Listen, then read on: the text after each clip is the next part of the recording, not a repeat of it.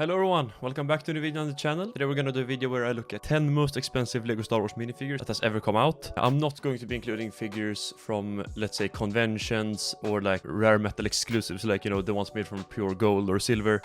Only minifigures that you could get in sets are going to be featured on this list. And therefore also known, you know, New York City Toy Fair Yoda, I think it is. Only figures that you could get in sets. The first minifigure on the list is Jango Fett, or SW0845. He currently sells for around 190 euros.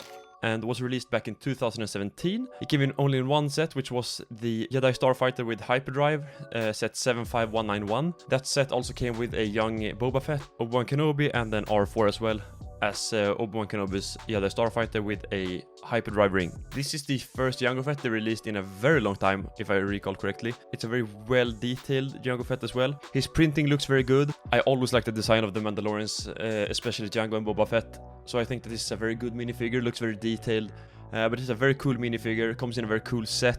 And yeah, one of the coolest Jango Fetts they have released, in my opinion. Number 9 on the list is another Mandalorian, actually. It's Previsla, or SW0416, which currently sells for around 194 euros on Bricklinked. I maybe should have mentioned that in the beginning. All the prices into this video are going to be based on the current Bricklinked price listings for these minifigures. It was released in 2012 and came only in one set, which was the Previsla's Mandalorian Starfighter, set 9525. This minifigure has been retired for almost 10 years now, but even though he is quite an old minifigure at this point, he is so incredibly detailed. I think his shoulder cloth that he has is remarkable. I really think they nailed the markings on both the helmet and the cloth. Torso and leg print as well I think is super good. The only downside to this minifigure is that the darksaber you get with the figure is quite lackluster. I would have liked to see them make a separate print for it, but nonetheless I think this is an awesome minifigure. I actually picked one up myself for around this price point as well. I think it's an awesome minifigure, I really like it, and a well-deserved spot on the top 10.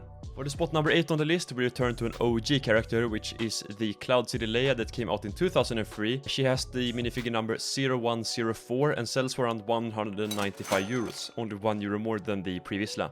She came only in one set, of course, which was the OG Cloud City set that came out back in 2003, the set number 10123. She features the yellow skin and hands that LEGO used to do back in the early 2000s, and that iconic Cloud City outfit as well. She is not the first Cloud City minifigures to be featured on this list. There are quite a few more coming up. In today's standard, this minifigure is nothing special except for the fact that she is so incredibly rare, but it's always a cool collector's item, and I really think that these old ones also deserve recognition, despite the fact that they are quite outdated, some of them. The next minifigure on the list is SW0759, or the grown Ahsoka Tano from the Rebels TV show. She currently sells for around 224 euros and came out back in 2016. She only came in one set, which was the Rebel Combat Frigate, or set 75158. This set was only on shelves for about 11 months, if I recall correctly, and therefore there always was quite a limited supply of this minifigure and set, of course. And also adding to the reason that this minifigure is so expensive is that she's incredibly well detailed. She has those much longer lekus on her head than the younger version of Ahsoka has.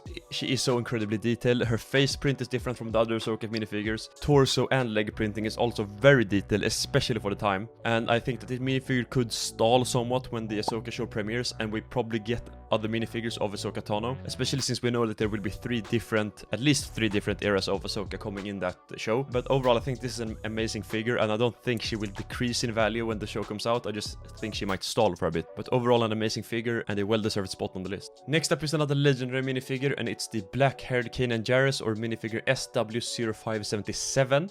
Currently sells for around 252 euros on Bricklink. He was released back in 2014 with the original Ghost set, but only for a few limited runs in the beginning, and therefore he's so incredibly rare to get a hold of nowadays. The set number he came in was, of course, 75053, and because he only came in those limited runs in the beginning, there is a really short supply of him on the aftermarket, and his prices only continue to climb since he stopped being produced. And as I said, the only difference between him and the other Kanan Jarrus that they replaced him with is the fact that he has black hair and a black beard on his minifigure. The new one only has brown in those locations. But overall, it's a very good looking minifigure. I like the fact that his arms are different colors, just like in the TV show, and his prints are very good, very detailed as well. So I think it's a quite good minifigure, but as I said, the only reason is this expensive is because of exclusivity. Number 5 on the list is the Smooth Hair Lando Calrissian, or SW0105. Sells for about 430 euros on the aftermarket and was released back in 2003, along with Leia and a bunch of other minifigures in the OG Cloud City set 10123. Even though this is such an old minifigure, he is quite detailed. He has the creasing print on his sweater on his torso print, iconic yellow cape, and the iconic smooth hair, of course, that a lot of minifigures had back in the day. I mean, despite the fact that this minifigure is basically 20 years old at this point, the aging actually quite shows, but as I said, it's not the quality of these minifigures that are the driving factor for their price. It's the exclusivity and the fact that they've been retired for so freaking long. And it's quite an iconic minifigure. The smooth hair minifigures overall are quite sought after on the aftermarket for collectors. All the Lando minifigures always perform to some degree, and I really think it's a cool minifigure. Next up on the list is another Jango Fett minifigure. It's the SW0053 that retails for around 498 euros on Bricklink. He was actually released back in 2002, and I think it's the oldest minifigure on this list.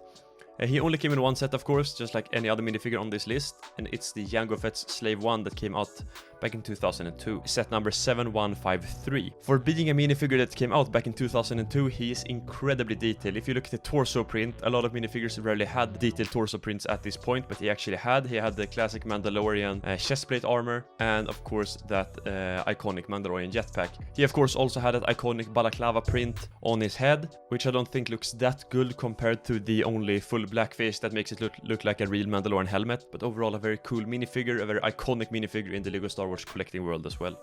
If we move on to the top 3 of today's list, we come to the third spot, which is SW1005, or Finch Dallo, that came out back in 2018 and is actually the newest minifigure on the list. He sells for around 600 euros on Bricklink right now, and only came in one limited run of the Resistance Bomber set 75188. Yeah, the reason this minifigure is so expensive is because of, just like Kanan Jarrus, he only came in a limited run of a set, and therefore his availability is very scarce, and he basically was only available in the US. This minifigure is basically never featured in any on-screen media, and the only reason he's so expensive is because he is a named character that is so hard to get a hold of. Overall, his design is quite cool, he is very detailed, and from that standpoint he's a very good quality minifigure, but I can't for the life of me get the reason why this minifigure is so expensive, except for the fact that he is so rare. If we move on to the second spot on the list, we have SW0103, and it's another one from the OG Cloud City set. It's the Luke Skywalker. It sells for around 690 euros. He came out back in 2003, just like the other ones. Only came in the Cloud City set 10123. His dating really shows, in my opinion. I do, however, like the fact that he actually got leg printing.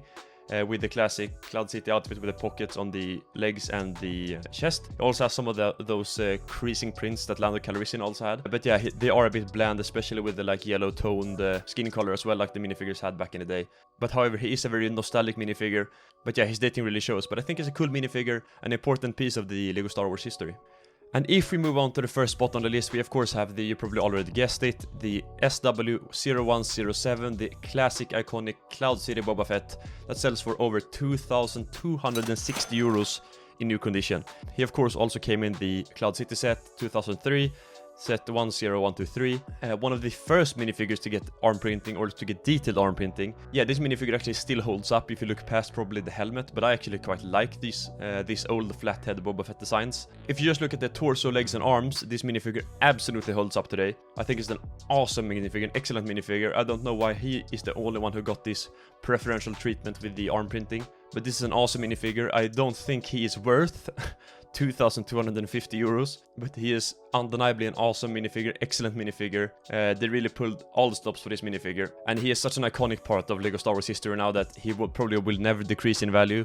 Also because of the fact that he is over almost 20 years old now. There are no new ones coming to the market, so therefore he will only continue to get more and more expensive as time goes on, as fewer and fewer new ones actually exist and are available for buying. But yeah, this is such an iconic part of LEGO Star Wars history that I think there is no other minifigure that came in a set that will ever be able to take this spot from the Cloud City Boba Fett. So that was the top 10 most expensive LEGO Star Wars minifigures ever released in sets. If you want me to make one of these videos where I go through all of the minifigures that ever came out, including the, convention exclusives, the like Chrome Darth Vader and those minifigures, I would love to do it. Let me know down below if you want to see those videos as well. I will maybe do like more specialized videos where I go through like top 10 most expensive, maybe Sith, Jedi, clones or stuff like that. But let me know down below what you want to see in the future. Don't forget to like, subscribe, also keep up to date on the giveaway. Check out the giveaway video if you haven't. There I tell you how to enter. But thank you for watching. I will see you all next time.